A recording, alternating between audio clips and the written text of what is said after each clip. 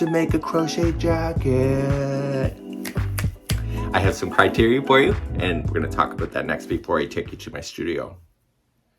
So I have a great little pattern for you today. It's from extra small all the way to 5 extra large. There is several diagrams that are in the pattern itself. It does state that the pattern is easy. I'm going to bump that up a level to intermediate. I saw some counter arguments on this that if you don't know how to whip stitch, then it doesn't become easy. So what I'm going to do for you today is I'm going to demonstrate on how to make the individual pieces itself, and then I'm going to rely on you to use the diagrams to put it together, and then I'll talk about how to do the final. So my goal today is just to show you how to do the individual pieces, how to look at those schematics, and then you'll have to do that on your own. So I'm not doing the whole project with you on camera. I'm just showing you the basics so that you can be successful on your own. So let's go to my studio.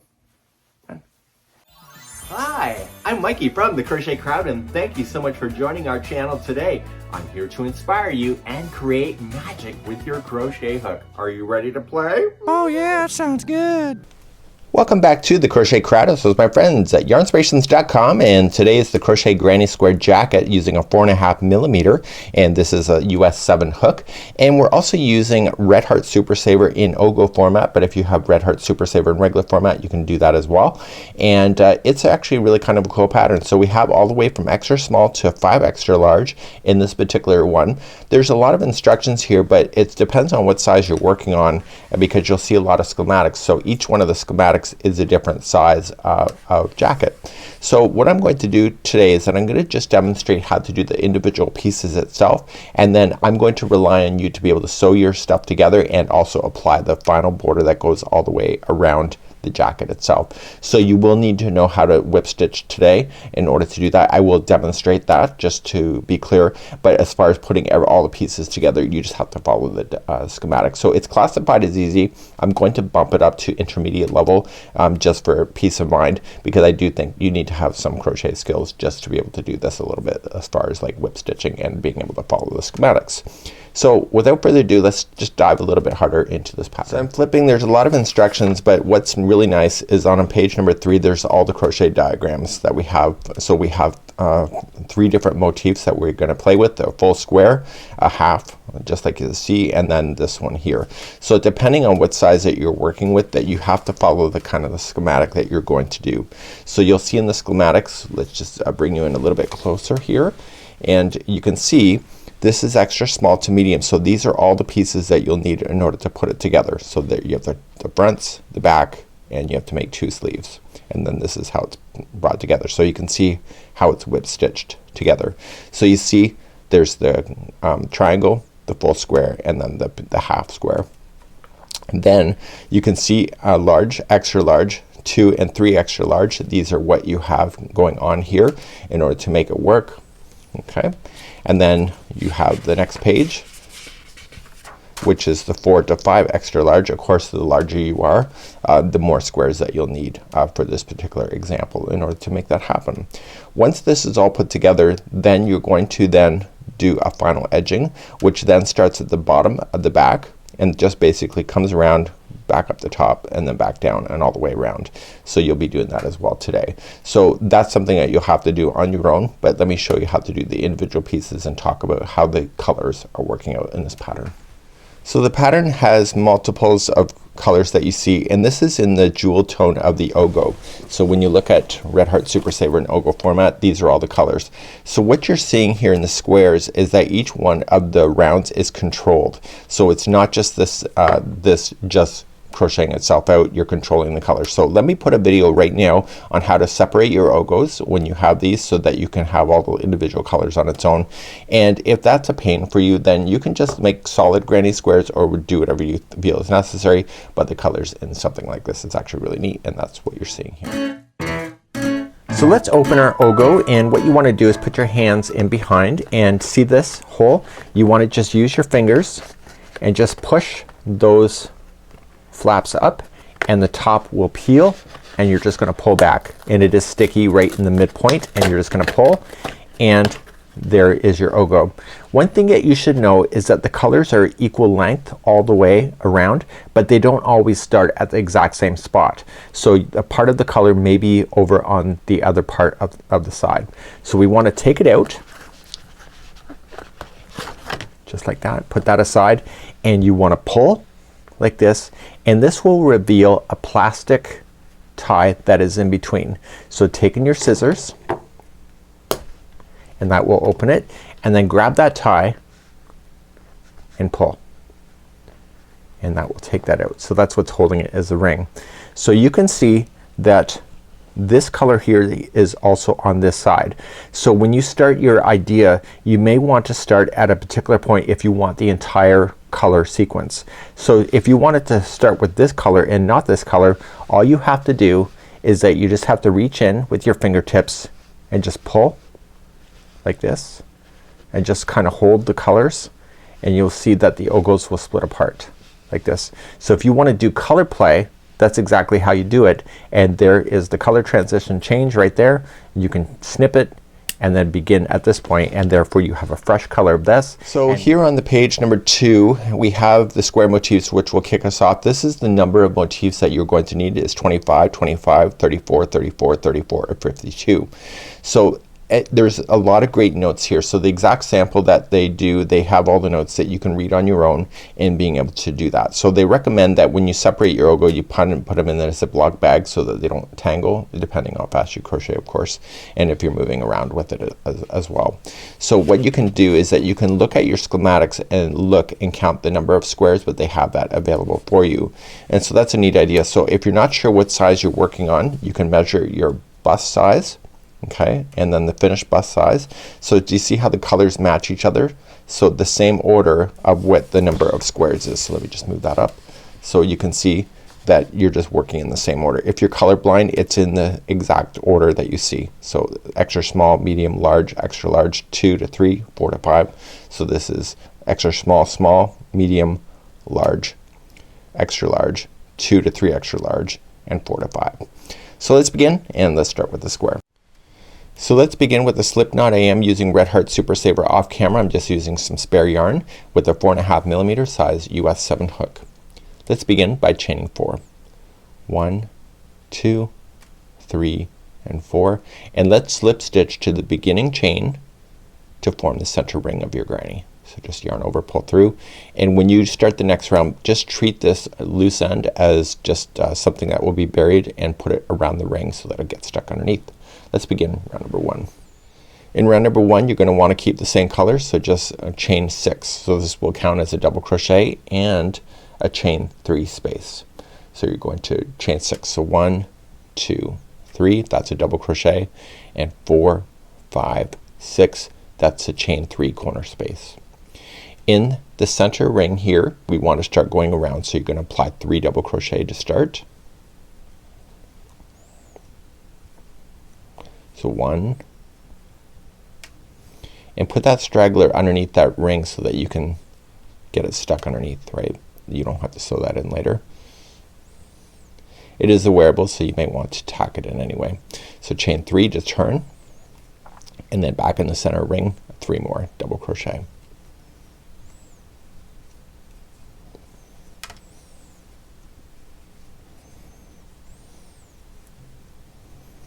Chain 3,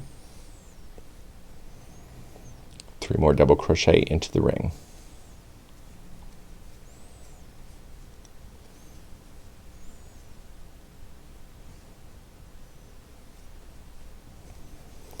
So now you can physically see that you have 3 sides completely done, and you have this oddball here. So chain 3 to turn the corner. So this is a double crochet, as I mentioned. So in the ring on the final side you'll only apply 2 double crochet. So 1, 2, whoops, and 2. And once you're done with that, I need you to slip stitch to the 3rd chain up, so you can count the number of chains that you had. So the 3 is in the space, so it's right here. And once you have that done, your first round is complete. I want you at this point, you can, if you went over the top of the straggler, you can safely cut that down. It should never fall out on you. And you want to snip the other yarn, and using a tapestry needle, and I highly recommend this because it's a wearable, is that turn the square over. I'm only going to demonstrate it once today, and I want you just to hide in that loose end with the tapestry needle. The secret to doing something like this is that when you go in, don't just go between stitches. Separate those plies intentionally on the back side.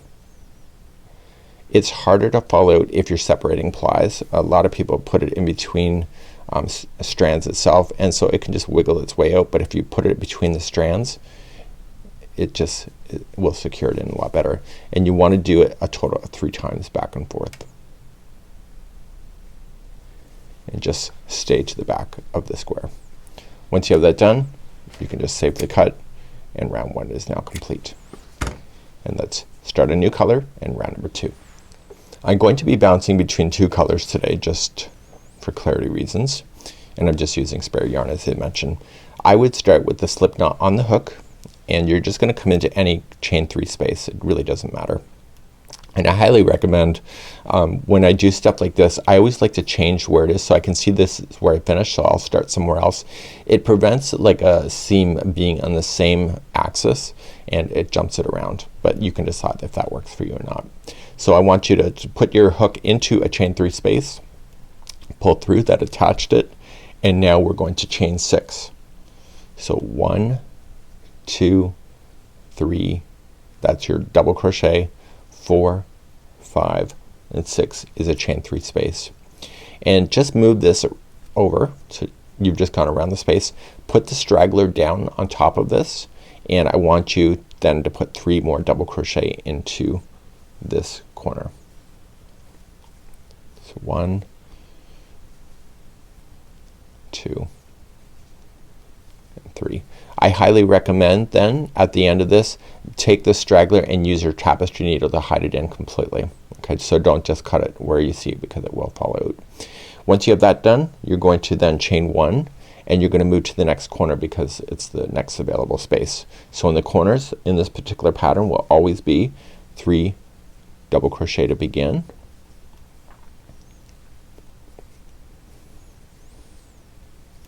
chain 3 to turn,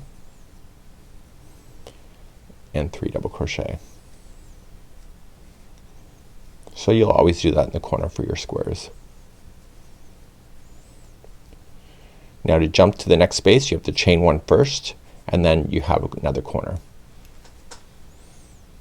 So it's 3, 3, and 3. Just remember 3 double crochet, 3 chains, and 3 double crochet.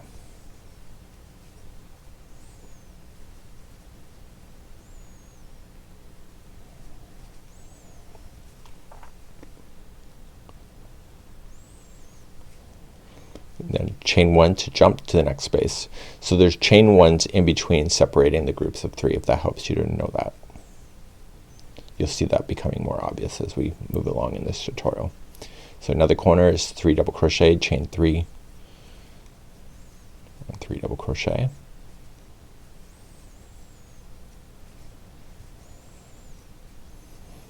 Okay, chain 1, and then you're coming to where you started. So you already have 1 double crochet in, so you're gonna finish it with just only placing in 2.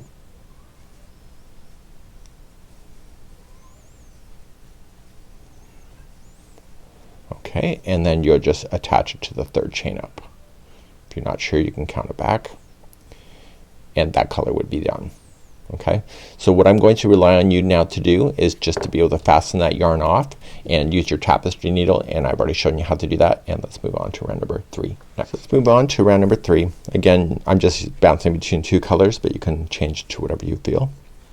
If you are using your Ogo, you want to make sure that you're using solid colors and not letting it change midway through a round. So it's just something you may have to do, and you may run out of one color and then have to jump to, like, run out of the one color, so you may have to jump to another ball of the same color in the same round as well. So that's just something you have to be conscious of. So I want you to attach to any chain 3 space corner and chain 6. So 1, 2, 3, that's a double crochet, 4, 5, and 6, that's your chain 3 space.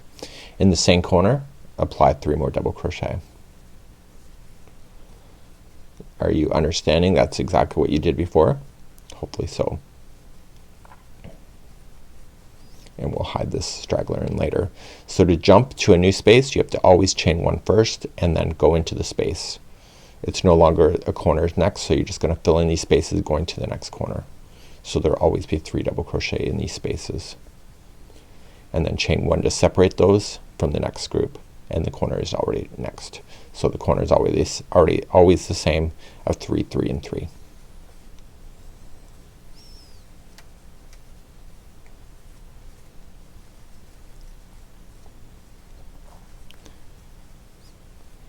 This is classified as an intermediate level to my point of view, so make sure you do chain 1s before you put in the next group. And for most of you, you probably know how to do a granny square as it is.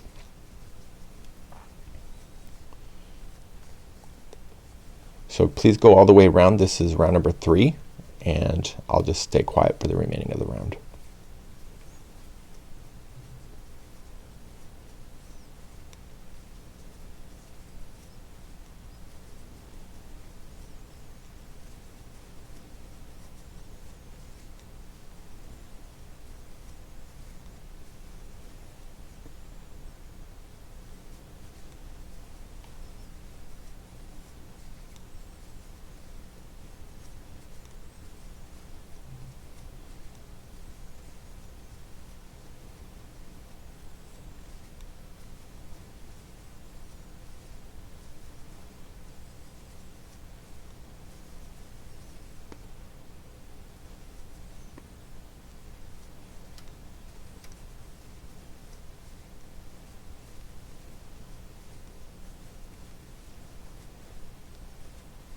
So I'm coming back to where I started. The last one will only have 2 double crochet because you've already chained your 6, and 3 of those were counted as a double crochet, and you will slip stitch to the 3rd chain up.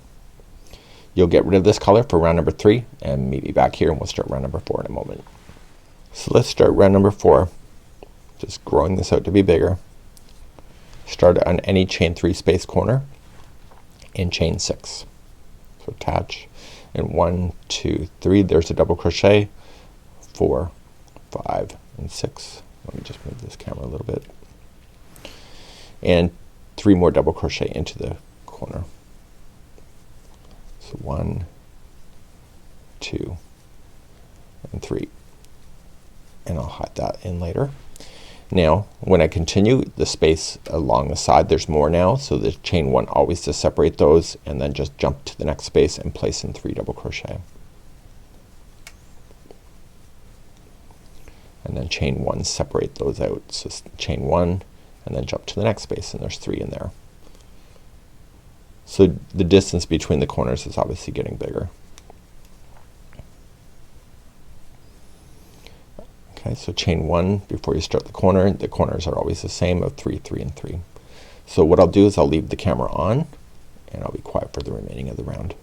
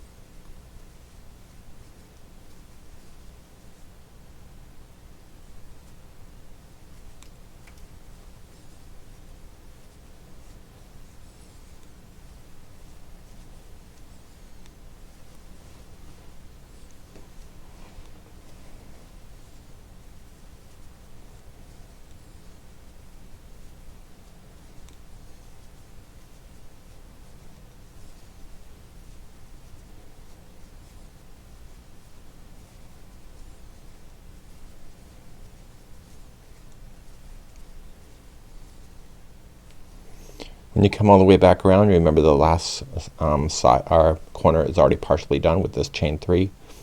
So you're only placing in 2 double crochet only and attaching it to the 3rd chain up. Let's get rid of this color and do the 5th and final round.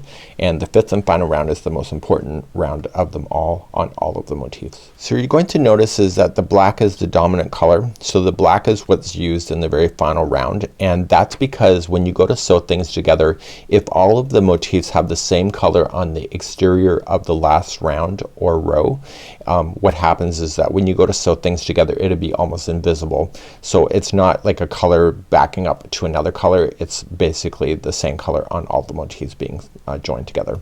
So that's something you have to consider. So for round number 5 or row number 5, depending on which motif you're doing, you want to make sure that the color is going to be the dominant color, which will then be used to join and also do your final touches. So let's do the 5th and final round for your square, and it's what you already know, and choose any chain 3 space corner, and you already know what to do at this point, so you're joining it in chain 6. And then put in 3 double crochet into the same corner. So this round here, this will determine that green is going to be my dominant color. Okay, so once that's in, chain 1 and then start filling in your sides. So I'll be quiet for the remaining of this round.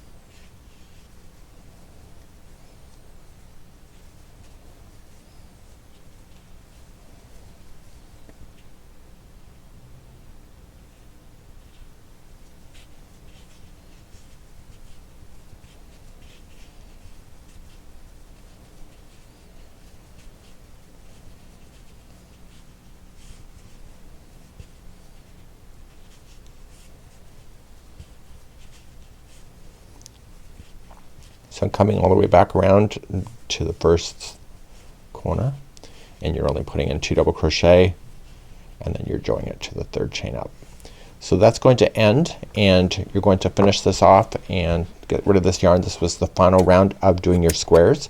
So you need to do the amount of squares that it's recommending in the pattern for the size that you want to do. And what I'm going to do is that I'm going to come back and we have to explain what the difference of this square versus the other two different types of motifs, because there's something that's happened here that the other two motifs cannot do, and I'll explain that in a moment. So when we were making this, we were going in a continuous revolution, and you can see all the right sides are facing up no matter which round we were working on. So this is the wrong side.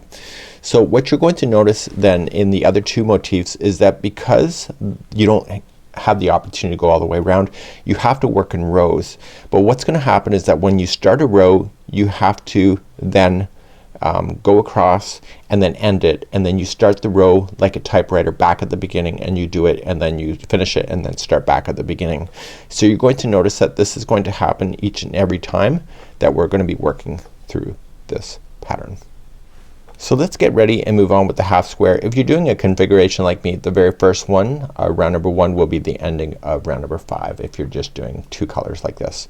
So let's begin. It looks really kind of unique. I just had to take a second look at that, and we're going to begin and using the same yarn and hook. Let's begin a half square. Let's begin the half square. We'll start off with a slip knot, and we will chain a total of 4.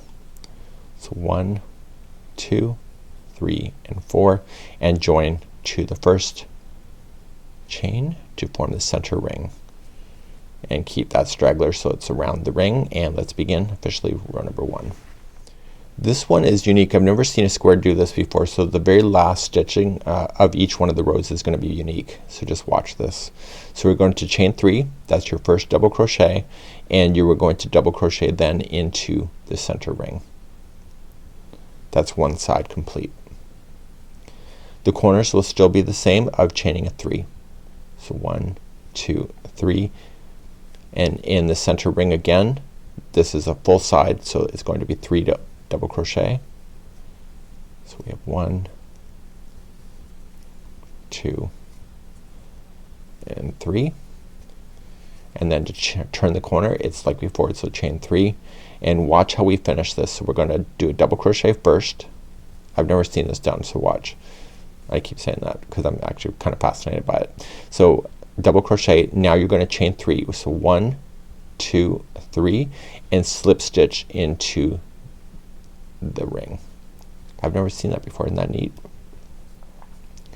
So this chain 3 counted as the last double crochet that went in.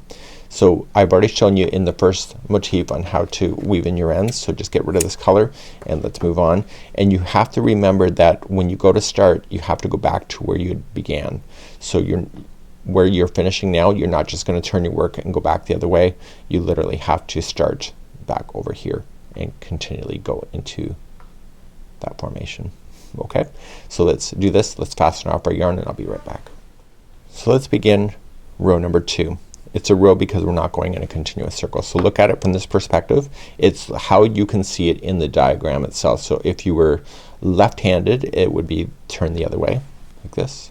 So I do have a left-handed version of this. So I want you to start here. So we want to keep this side flat. We're going to go into the top of the chain 3, and in that stitch, it looks a little bit deceptive in the diagram, but watch what you're going to do. I read the instructions. So you're going to join it and chain 3. So 1, 2, 3, and it looks like that you're going to go into the space here, but you're not. You're just going to go into this chain 3 and double crochet. Okay, and in this particular row you're going to come right immediately to the next space, and you are going to apply, that's right, 3 double crochet, chain 3, 3 double crochet, so you're doing an official turn.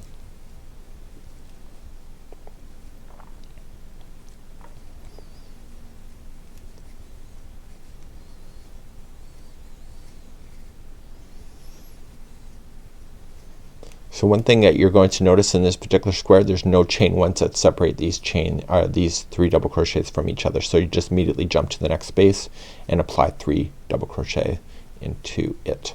So there's no chain 1 spaces.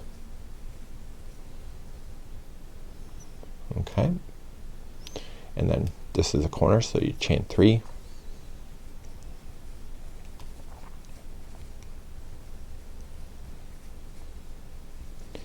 and how we're gonna finish is the same way that I showed you before.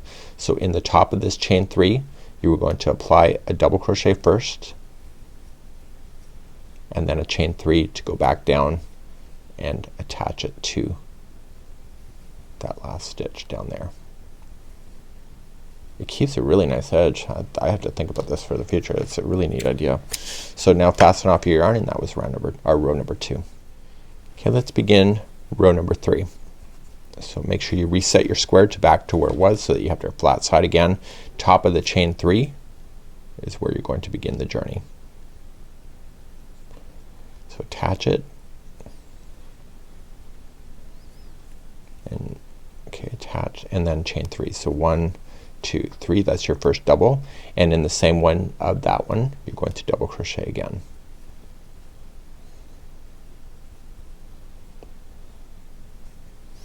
As I mentioned in the last round, is that what we have to do is we have to consider what we're doing in this particular stance. So in number 3 we're just going to jump over, so we're not going to chain 1 to separate those. We're going to jump right to the corner and apply 3, 3, and 3. 3 double crochet, chain 3, 3 double crochet.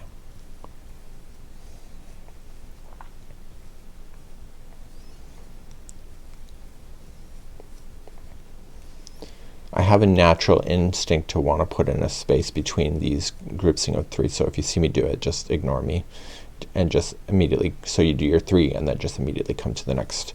It's between the groups.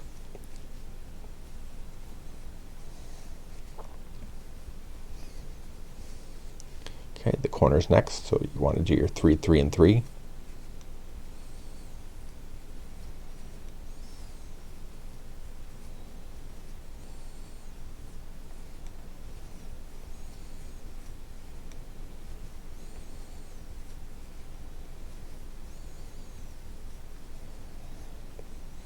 Oopsie. Okay, and then in the top of the last one here you want to place in the chain 3, in the top of the chain 3 you want to place in a double crochet, okay, and then chain 3 and slip stitch back down into the same stitch, and that will be the ending of round number 3. So fasten off your yarn, I'll be right back. Okay, row number 4, let's start our yarn and orientate ourselves. So we got our flat side back up, top of the chain 3,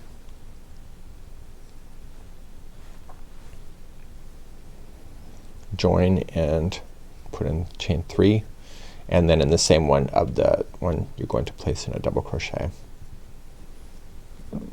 In row number 4, to see this space you're going to apply another 3 double crochet in there.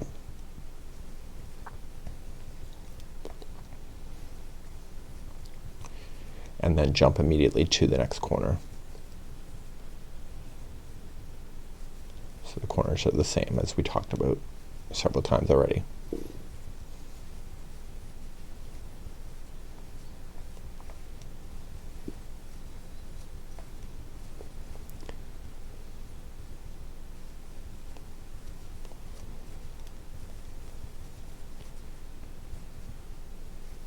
Okay, and just jumping to your next spaces without a chain 1 between them.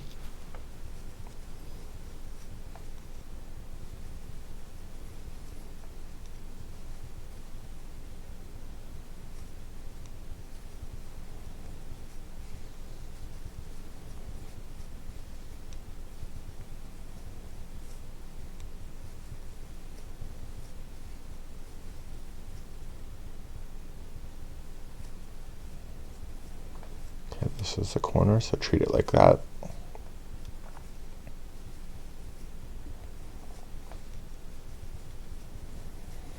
Okay, and then on those last side, make sure you go put 3 into this space,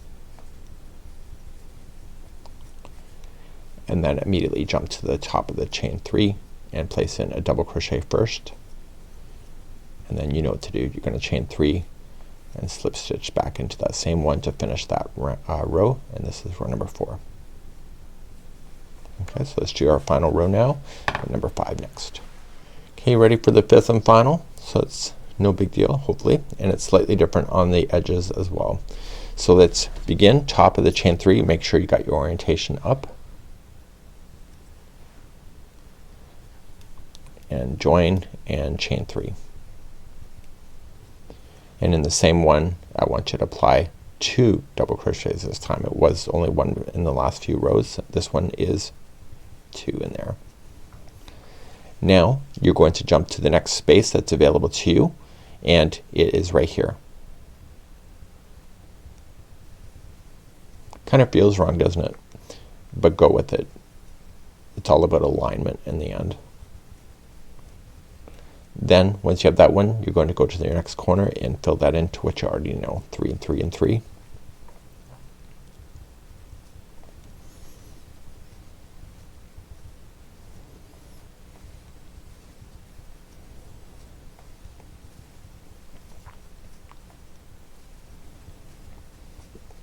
Okay, and then work your way along the side without any chain 1 spaces, as I mentioned.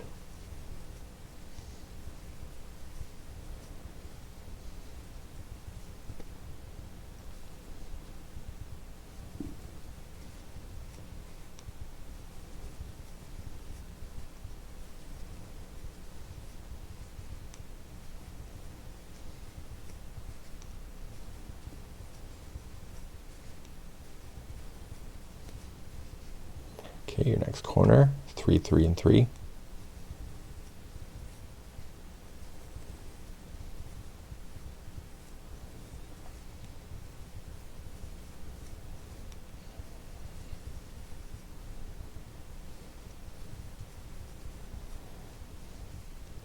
And then working your way down the other side.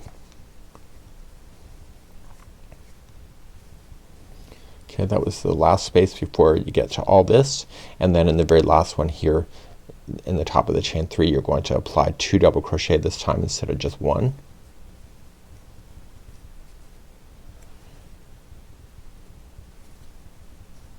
And then chain 3 to come back down to that stitch.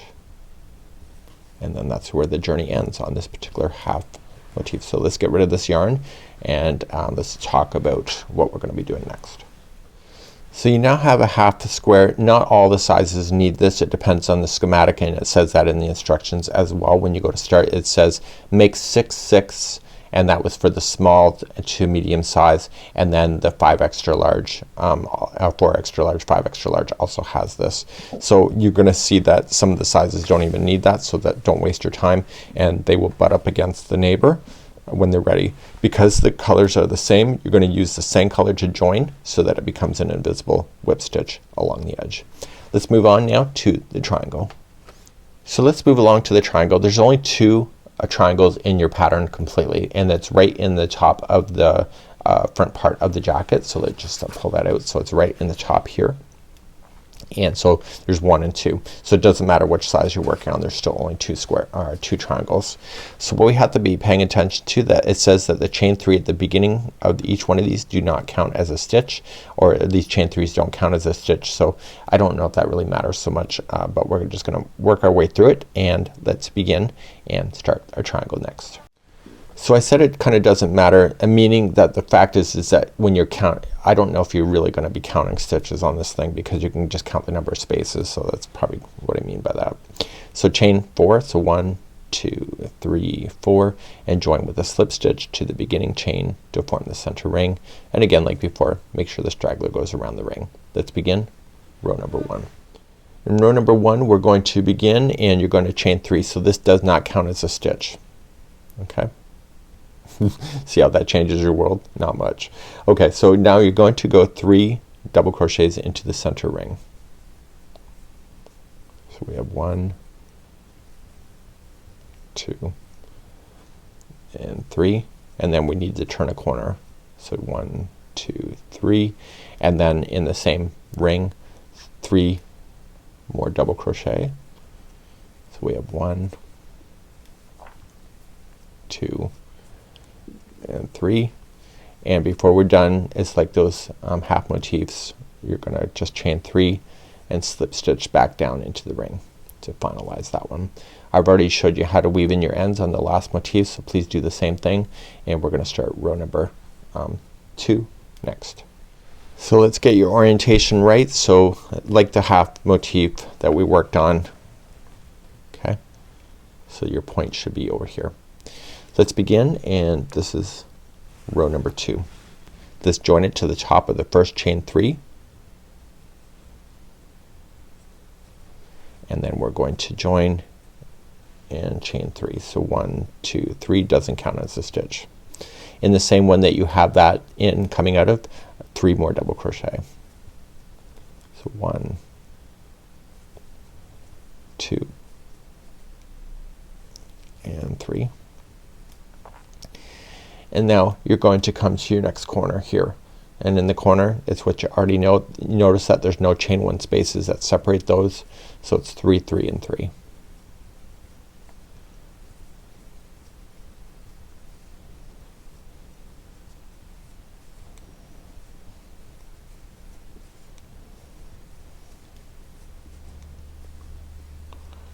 And then on this row number 2 you're gonna come all the way to the chain 3 at the end.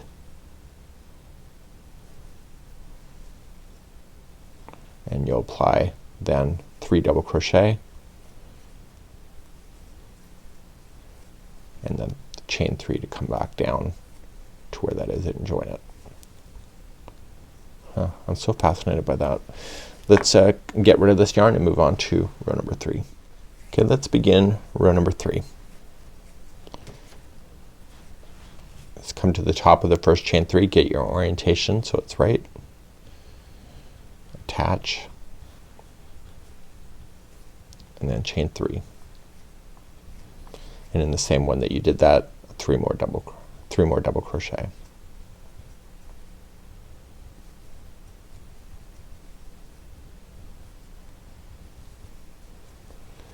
Now you're going to come to this next big space right here and place in 3 more double crochet. We're not ready for a corner yet, so 3 double crochet, because the corners are getting a little further apart, and now the corner's right here.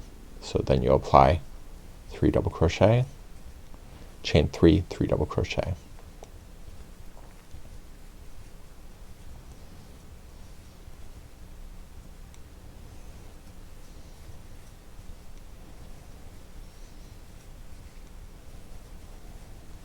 Okay, once the corner's done, just jump to your next space, 3 double crochet. And to finish row number 3, come to the last chain 3 space, chain 3 top of it, and place in 3 double crochet to begin.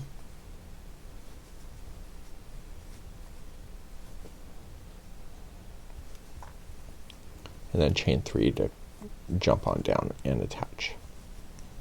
Okay, let's move on to number 4 next. Okay, let's begin number 4. Get your orientation up and attach to the top of the chain 3. And now chain 3, and then 3 more double crochets in the same one you did the attaching to.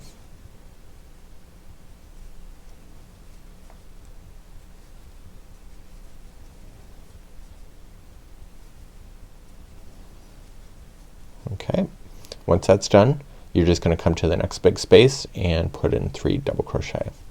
So you're gonna keep doing that until you get to the corner.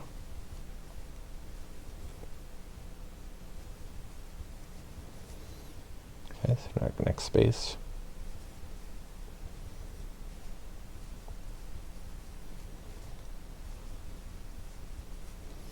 And then your corner's next.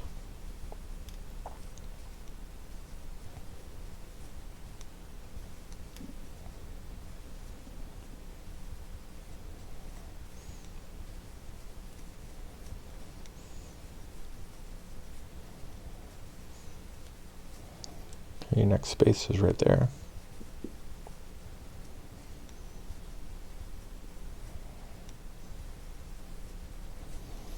Next space.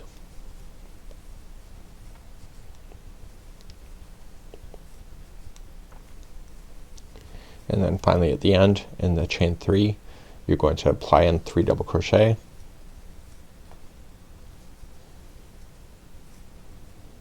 And then, yes, that's right, chain 3 and join down to where you did that.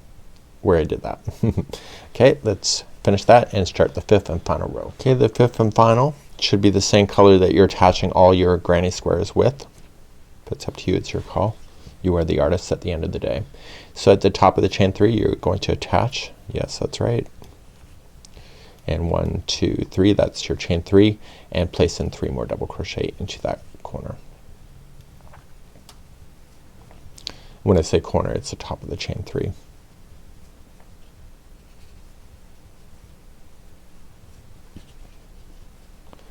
Okay, so now you're just gonna jump to the next space and apply your 3 double crochets in.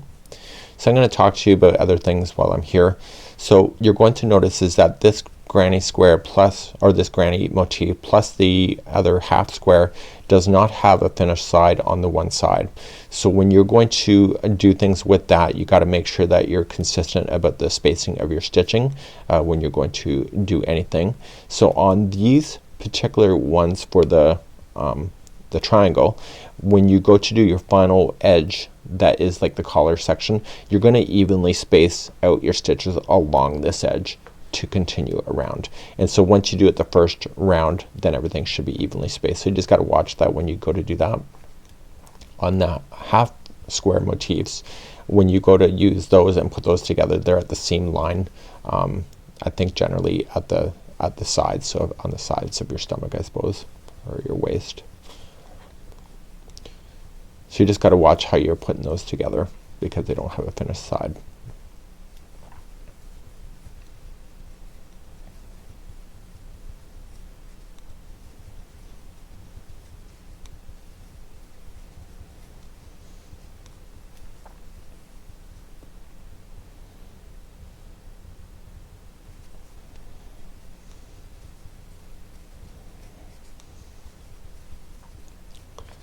I find this one's easier than the half square.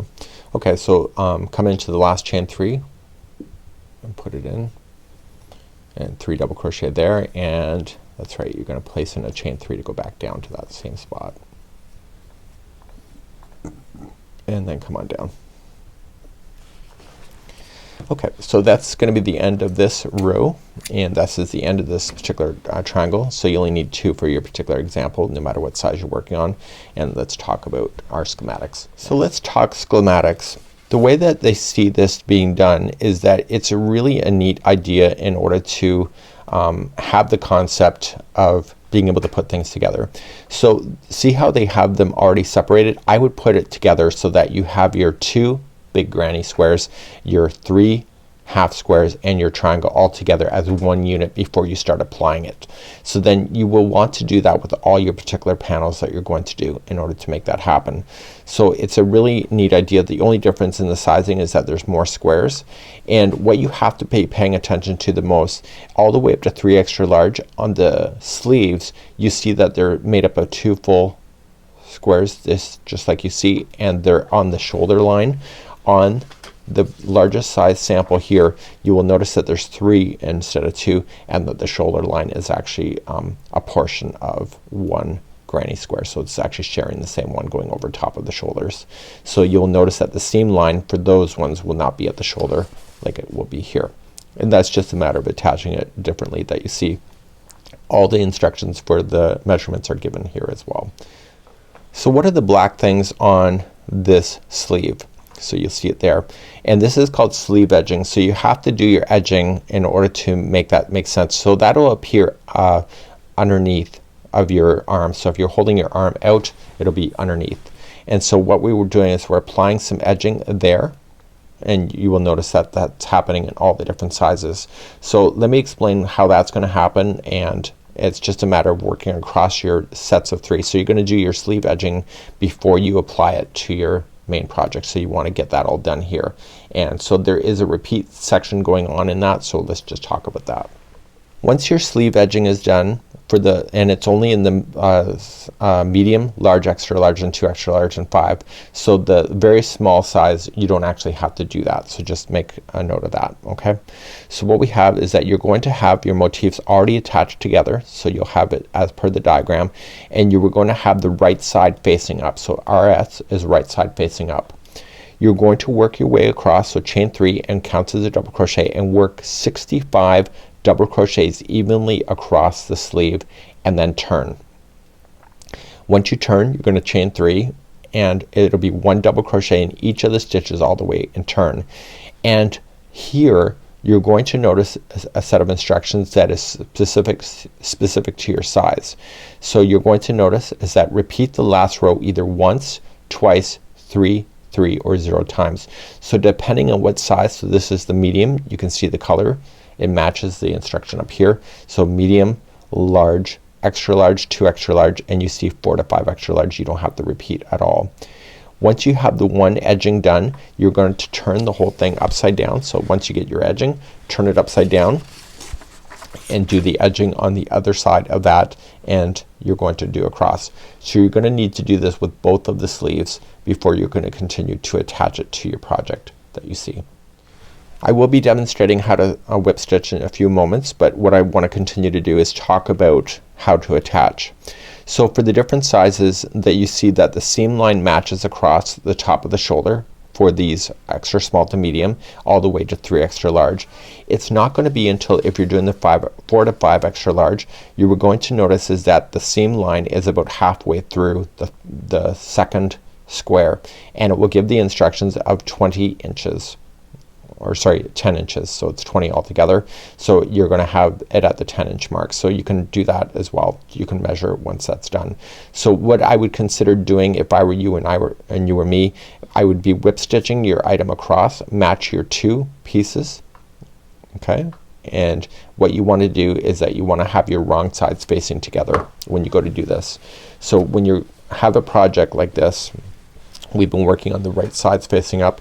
So when it says wrong sides together, it just means these are the wrong sides. You sandwich them together and you're gonna whip stitch along your edges in order to make that work for you. So it's kind of a neat idea on how you want to do that. So what I would do is do the upper and the back and the front pieces. I would put them together first, and then I would attach your sleeves second, and then roll your sleeves and then whip stitch along the base of your sleeves. So let's talk about the whip stitching next. So using the schematics you can actually attach your panels together in order for it to make sense. So when we have it, let's just look at the front left. So if you wanted a front left like this, you just match what you see. So you would have one down there, you would have a triangle. Let me just zoom you out here, and you'll have a half triangle here, and then it says that you have a portion. So you want to attach these sides together. So what I would do if I were you is that I would use stitch markers in order to hold it, or safety pins, and hold the corners together. And sometimes you just need to stretch things in order to make it work for you. Right? They didn't want it to be too loose, and so then this would be an upper panel. So when you go to do your edging, you're just gonna follow up and just go across this so it turns on an angle, and then continue with your particular pattern. So let's show you how to do the whip stitch, and you want to use the same color that you're going to apply the final edge with. So using a tapestry needle is to do the best idea. You can single crochet or slip stitch this stuff together, but it will be really obvious. So you have to decide what's gonna work for you. Create a slip knot on the one side of the strand, and then put your tapestry needle through the other. And just start off with an edge. Now you have chain 3s in the corners, so start off in the back loop of the one, and you want the back loop of the first right here. Now this would be considered they would call these the inside loops in other patterns depending what pattern you're looking at, but I just saw that recently, which is a really easier way to say it. So just push this through that slip knot, and what that will do is that it will lock it into position and leave that straggler on the back, and you'll use a tapestry needle to hide it. So getting the next back loop on this one, and what you're going to need to do is that you need just to kind of pin them together, because sometimes things can happen and you may be missing stitches. So you have to keep an eye on where these are coming together to make sure that they're aligning properly. And so just going to the next loop and the next loop. So let's just say for example that you need to advance one because they're out of alignment. What you can do is that where I just came out of, I can just advance to the next one but go back into the same one here, and what this will do is that it will create a realignment to happen. And so by using the same color you can see that the join is considered invisible. This is also called an invisible join. It's my favorite join of them all because it can really hide in any imperfections as well. So where it goes wrong is that if you decide to use a different color other than the main color that you were doing the outside with, it'll be really obvious on where those joins are. As a kid I used to watch Roseanne because it came out when I was a kid, and I would look at that afghan that was on the back of her couch and I'm like, how in the hell did they do the squares so nice putting them together? And what I realized that they probably have done a technique like this using the same color yarn that was on the exterior of each one of those squares that they had. So you see you're just working your way all the way across, and give it a good tug once in a while and make it really look good. So once you get to your corner, if you have to jump across to another set of squares you can do so. So you don't have to end your yarn just on one side here. And so what I want to do is just kind of look and see if it's gonna align properly. So I want to pull this back a little bit, so I'm gonna skip one and go to a second one over and then go to this one here, and that will pull it back and a realignment.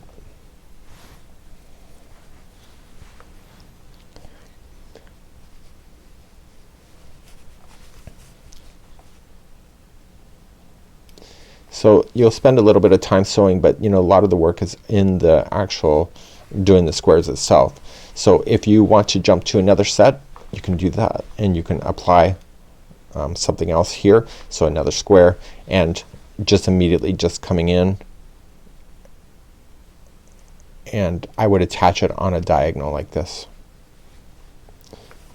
Okay, and then what I will do is go in to this one and then grab the one that's existing here and then pull that back into alignment so that the squares are attached right on the corner itself.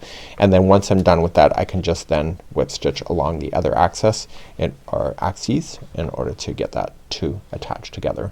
So that's how I would attach it if I were you, and let's talk about the final edging and more. So here's my really crude diagram. So what's gonna happen is that once you have everything together and all the panels are assembled together, the final edge is actually the edge that will just follow around the back, and then it will come around the front and then goes up the one side and then across the top and then around and the back down. Okay, and this will take you all the way to the back to where you had started. So that would be considered how you're going all the way around. Where you have to watch the most is on these triangles right here on both sides, is that when you go across, and let me just zoom you out here, is that when you do that first round you just have to evenly space your stitches along this edge here just to make it look equal. Be extra fussy. You will notice that it will ruffle out if you're being too slow and adding the stitches too slow, and it will buckle, and if it will like buckle in if you're being too quick. So look at the spacing of the stitching that you're applying here and apply similar spacing when you're just going along the edge. That's the only kind of stressful thing about this whole thing. Once you get that done, which is only 2 triangles, then the remaining of the stitches that you'll find along the edge already match, and that's kind of a neat idea. Now there is some cuffs on this thing, so you're going to notice that there's 1 to 4 rounds of that, and so once you get your sleeve all put together and sewn, you'll have your round circle. So it says join with the main color at the slip stitch of a sleeve, and the slip stitch, or chances are, will be underneath like this. And so you're just gonna go all the way around your cuff, and it says to work 44, 56, 60, 64, 64, or 70 depending on the size, all the way around. You want to be consistent about this. Being off by a stitch actually is kind of noticeable to many people. So you just want to count your stitches to equally space that out to get around, and once you do the first round to do that, then the remaining 2, 3, and 4 is just 1 single crochet in each stitch, just working in a circle. So once you do the first one, attach and do the second, go around, and then do your your second to fourth rounds also with that to finish off your cuff. And that's kind of a neat idea, right? So it's not too hard of a pattern. It's classified as easy, and I think that it is, but for some of you that may be learning to crochet, this might be harder than you hope for. So it's one of those ones, to be honest, that you know it is easy, but you have to have a little bit of skill at the same time. So hopefully you enjoy your new Crochet Granny Square Jacket, and I hope that you have an amazing day wherever you find yourself in the world today. Bye bye.